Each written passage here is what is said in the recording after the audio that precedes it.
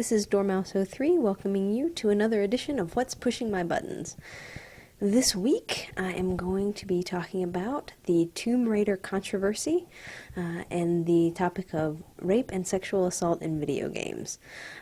So if this topic offends you or makes you uncomfortable, then by all means don't listen. So I've been hearing a lot after E3 about Tomb Raider, and not about the things that I want to hear about Tomb Raider, which is what's the gameplay going to be like, what's the story going to be like, because I was pretty excited for that game after the past two E3s. Most of the coverage that I've been hearing of late has to do with this statement that was made, which I'm going to pull up right now, by the executive producer of the game, and his name is Ron Rosenberg, and he did this interview with Kotaku after E3, and was talking about the character, and was talking about, you know, the story, and how they're trying to show her as this person who hasn't come into their own yet. She hasn't discovered her strength and badassery, for lack of a better word. She hasn't matured in that way yet, and it's really showing they're wanting to convey this origin story of how she becomes that more tough and more resourceful, more hardened individual. And so that all sounds good. But what he mentioned in this interview was a couple of things that have been just talked about in the gaming media, I feel like, to a degree that I don't agree with. The statements that he made were, one of them is that when people play Lara, they don't really project themselves into the character. They're more like, I want to protect her. There's this sort of dynamic of, I'm going to this adventure with her and trying to protect her. She's definitely the hero, but you're kind of like her helper. When you see her have to face these challenges, you start to root for her in a way that you might not root for a male character. Okay, and now I'm going to talk about that in a second. But the second thing, and the much more talked about thing, is that she will be kidnapped. She'll get taken prisoner by island scavengers, and then those scavengers will try to rape her. Okay, and so that was the statement that was made, and to a lot of criticism and controversy. The first thing that I want to say is that this is just another recent example of how I think video game executives often have no idea how to talk about these games. So for one person to sort of, who first of all isn't writing it, isn't, you know, doing any kind of that kind of stuff, for them to speak about the game as though their opinions about things are gospel, I think just isn't good press. Case in point, how my friends and I, the words Casey Hudson is like a curse word for us, and has been for the past, you know, few months. And so, you know, they come in, they make all these statements about things, and a lot of times it's just, it doesn't necessarily reflect the product that you're going to get. And this far in advance of when this game is coming out, so it's not coming out until March of 2013. So, you know, we're almost 9 months, I think, about 9 months away from when this game is going to get released, and, you know, talking about how people are going to feel about this character, and what's going to happen, and having this very short amount of context for what's going to happen in this game. To have all this speculation about it, I think, is a little bit unfair, because we don't know yet what the final product is going to be. And so that's why I think it's really dangerous to have these team leaders or or executive producers or directors, or, you know, some of these people who are maybe kind of high up in the company but aren't necessarily in the day-to-day creation of the game, to come and speak out about these things. I think it's very easy for them to not come off very well, not speak very well about their product. So that's my first point. And now my second thing, I'm going to address the sort of less controversial topic first. And I want to preface this by saying that I would never refer to myself as kind of a super feminist person. I am female, and, you know, there are certain things that really annoy me about the way that women are portrayed sometimes. But I would never say that I'm one of those sort of super feminist, you know, you can't hold the door open for me people. And so when I talk about this, I want it to be prefaced by that.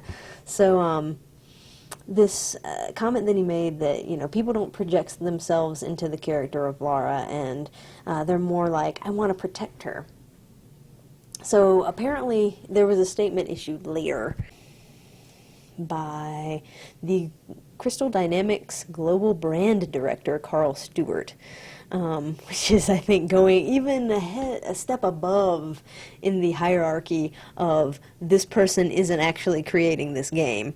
But so this guy, Mr. Stewart, was kind of backtracking in the light of all the backlash that they got from the statement that Mr. Rosenberg made, and saying that, you know, that statement about, you know, people, I want to protect Lara, and that, you know, she might be the player character, but in some way you're helping her, not you're playing her. That was, he was making, Rosenberg was making a reference to the opinions of a focus group that they had, not trying to tell us how to feel about the character. So, okay, that's all well and good. But the statement itself kind of bothered me. This idea that if you're playing a female character, there's this idea of, I want to protect her more than you would feel for a male character that you're playing, and I don't understand that, and I don't know if it has to do with, you know, male versus female, and I'm female, and it's a whole lot easier for me to feel like I am the character when it is a female protagonist. In the same way that I would imagine it's easier for a male to put himself into the role of a male protagonist in a game. The games that I like the most are ones that have a protagonist that it really is irrelevant whether they're male or female, because that way I can put myself into the role regardless. So something like, I would say, the first Dead Space. It was pretty easy for me to put myself into the role of Isaac. You know, he's not, you know, this manly man. He's not portrayed like that. He's just a guy. And it's easy for me as a female to sort of say, okay, yes, I'm seeing this image of a male person, but I can put myself into that situation much more than I can say something like Duke Nukem. So I don't know if this idea of protection necessarily has to do with that was a focus group of men. And, you know, and since they had a hard time putting themselves into a female role, they saw themselves more as protectors than as playing as Lara and wanting to, like, kick ass. I don't know what that's about, because when I'm playing a character, whether I'm playing a male or a female or, you know, a dog or, you know, a dragon or whatever it is that I'm playing, I don't want to protect that character if it's the player character. I am that character, and I want them to protect themselves. I want to protect myself. And so if it's if that level of immersion isn't there, if I can't put myself into their shoes and say, yeah, in some way this is me within this player character, and now I'm going to go and I'm going to kick ass and I'm going to protect myself and I'm going to take care of myself.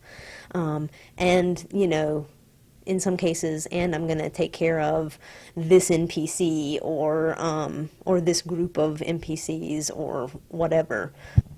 If I can't put myself into that role, it sort of makes it a lesser gaming experience for me.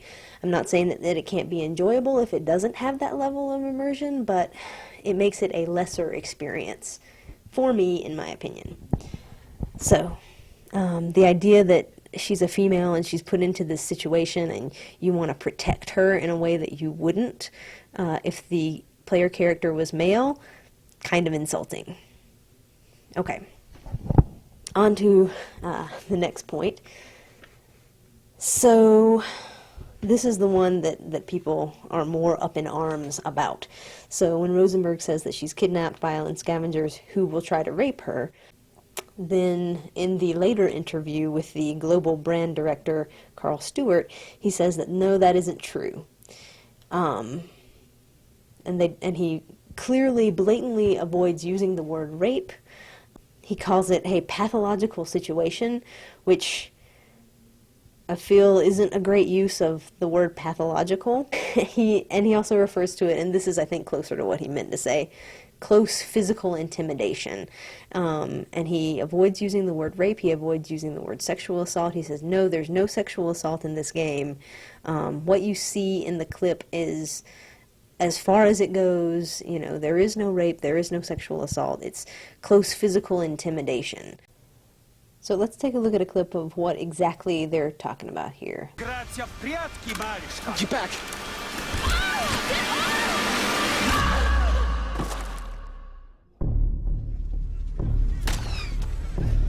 No one escapes. Finish it!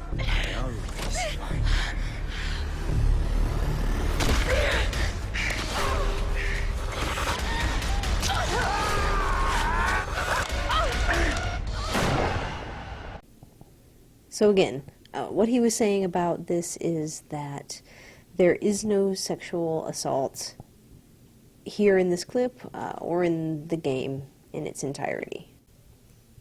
But he also says that it probably wouldn't play the same way if Lara was a male character. That the guy sort of rubbing his hand against her in that way wouldn't happen if she was male.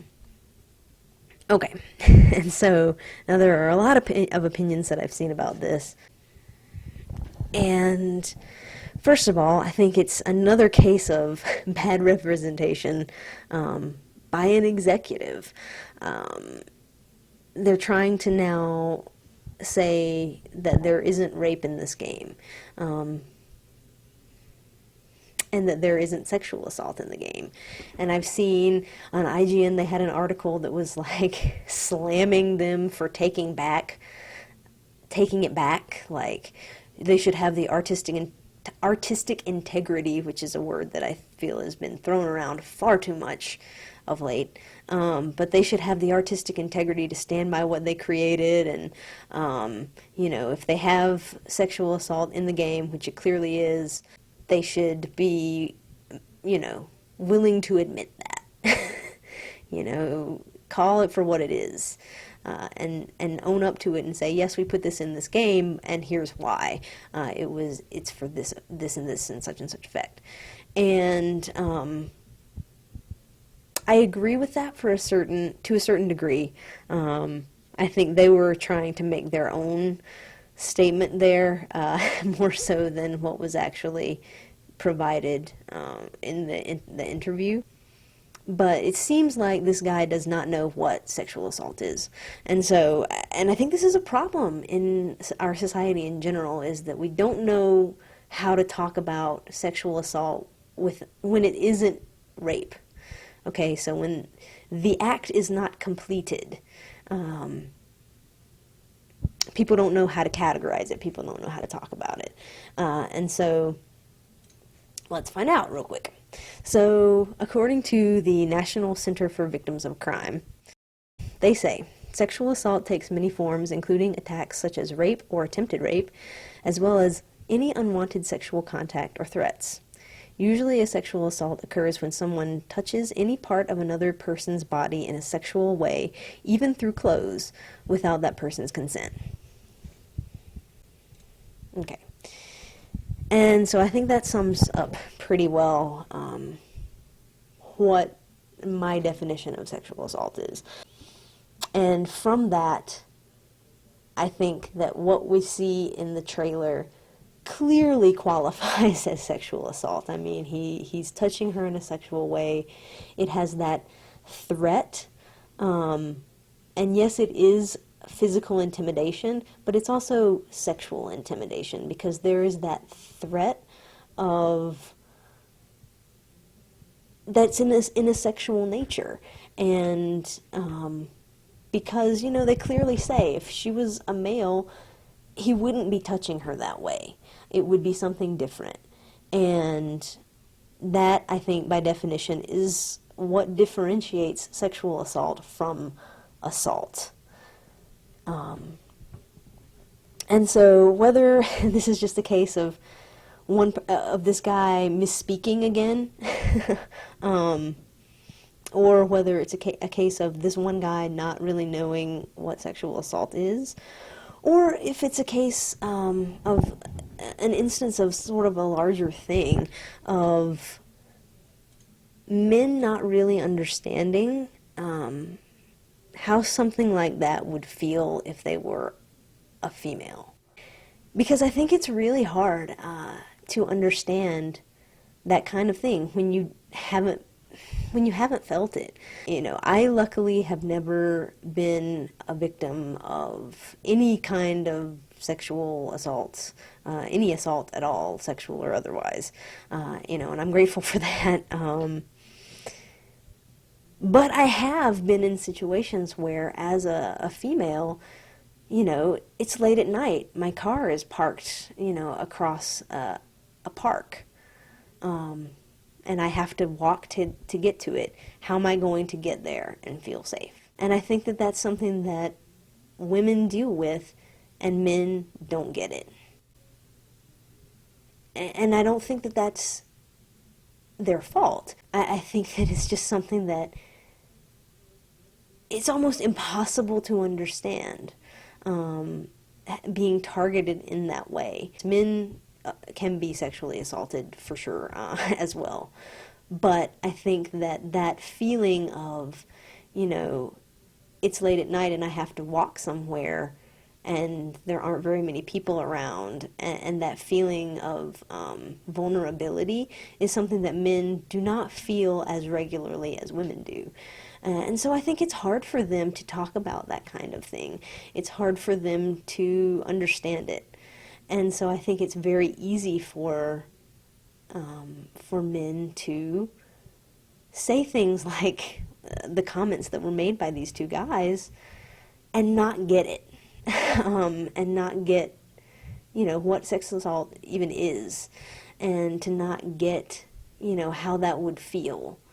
I'm not saying that men can't understand how women feel. I'm saying that it's harder to understand that feeling when you haven't gone through it yourself, and that it's much easier to misspeak and to come off in the way that I think these two guys did, which is frankly ignorant and borderline insulting.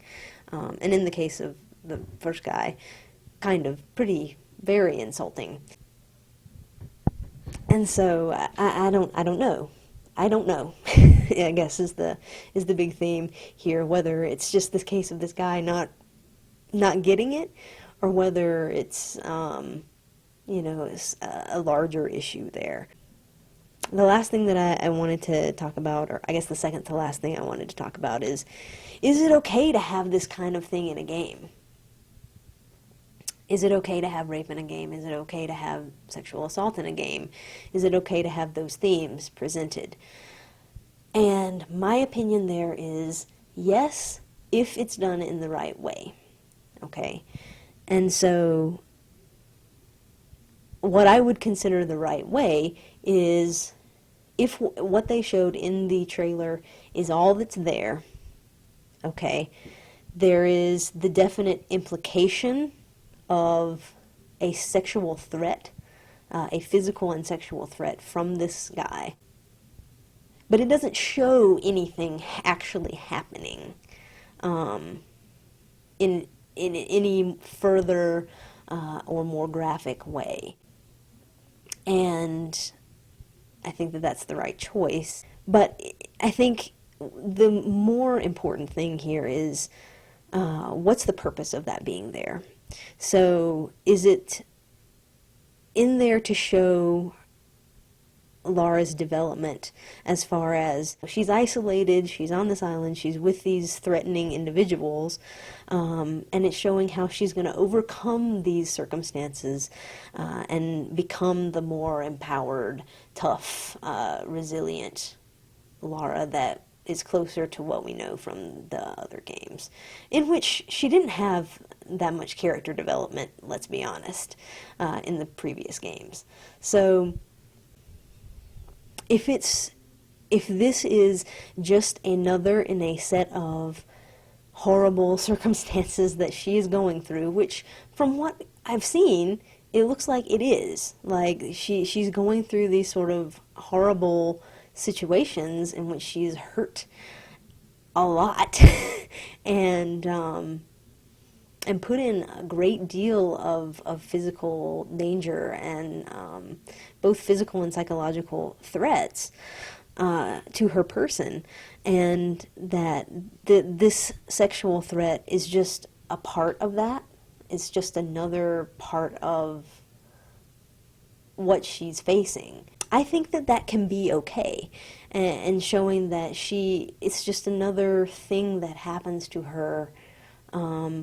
That, let's face it, I mean, if there are these group of sinister guys on this island and they're kidnapping a woman, I mean, what do you think is going to happen? You know, those undertones would be there. I think it's logical to think that they would, if these are the kind of men that, you know, kidnap people and force them to do who knows what. And the way that it's presented looks like it could be done well. I don't know because I haven't played the whole game, but if it's handled in a way where it shows that that is part of her development, I think that it could work. As an example of how this kind of theme can be done and can be done what I believe to be well in a game, I was playing back through Dragon Age Origins today, and I played through one of the origin stories in which you are an elf, and there are these human men that come in, and I was a female, because usually when I have the choice, I play as a female, because I am a female, and it helps that that immersion for me. So I was playing as a female elf, and there are these human men who come and they kidnap you and they kidnap your cousin, who's also female, and some other people.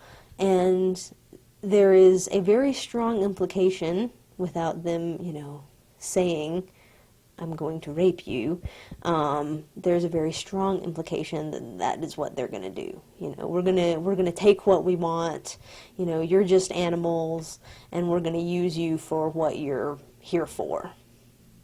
And it's despicable, it's horrible, and it puts you into the shoes of this character, and how these elves are treated, and how these elven females are treated in this society by some people. And I think that it never shows anything, and so I guess this is a spoiler for Dragon Age Origins. You don't get raped, but your cousin does. And it never shows it. It doesn't show anything happening. It doesn't, it's not graphic at all. you come back into, you fight your way out, and you get to the room where the sort of leader of these humans is with your cousin, and she's on the floor, and it doesn't outright say it, but the implication is there that she has already been raped. You did not get there in time.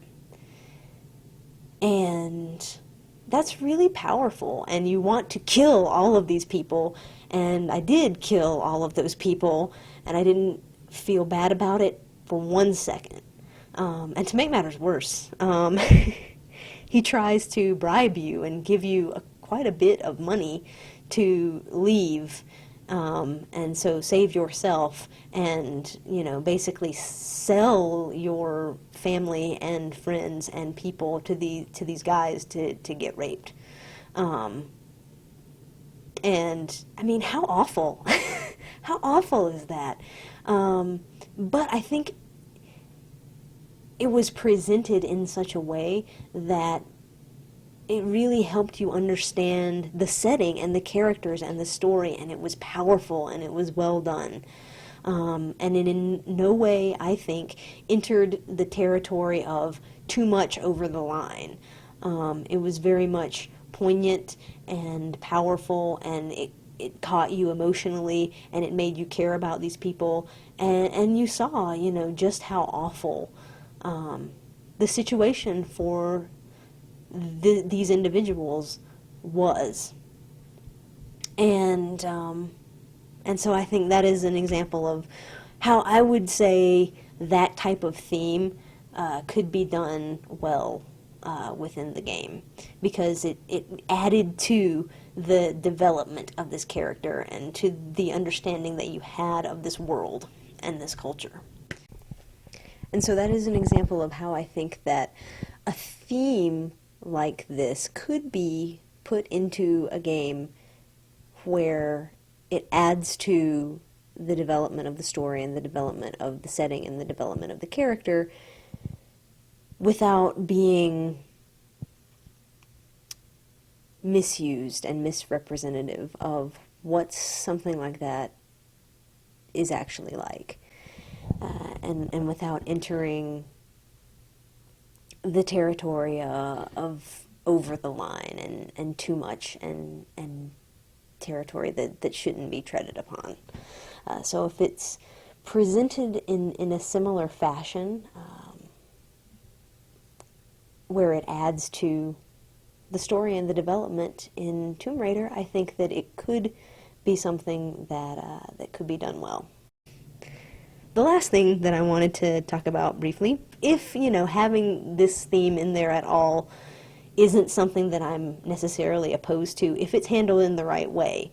But there is something that concerns me about the presentation of sexual assault within a video game, and that is the trend that seems to be going around of late, of sending the message that if you fight hard enough, or if you fight back enough, if you fight hard enough, you can survive, and you can maybe not only survive but avoid this happening to you. And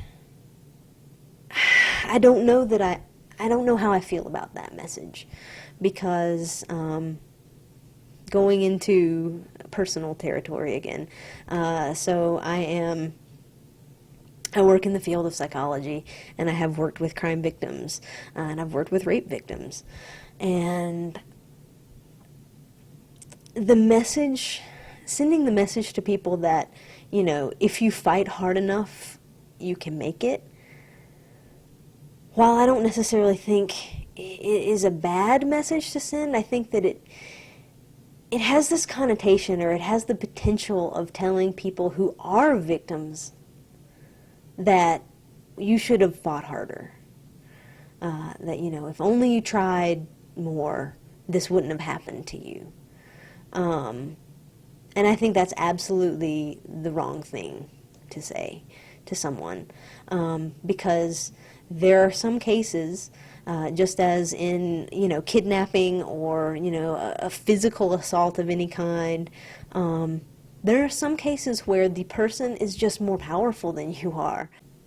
There are cases where, no matter how much you fight back, or no matter what you do or what you say or what you don't say, they're going to hurt you. They're going to do what they're going to do, and there isn't anything that you can do about it.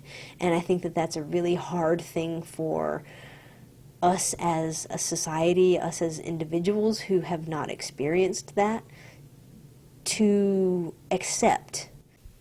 I think that often we take it too far into, well, that's always going to be the outcome. As long as you fight hard enough, you will survive, and you will overcome, and you will not get hurt, and you will not get raped, and you will not get killed. And that's just not true.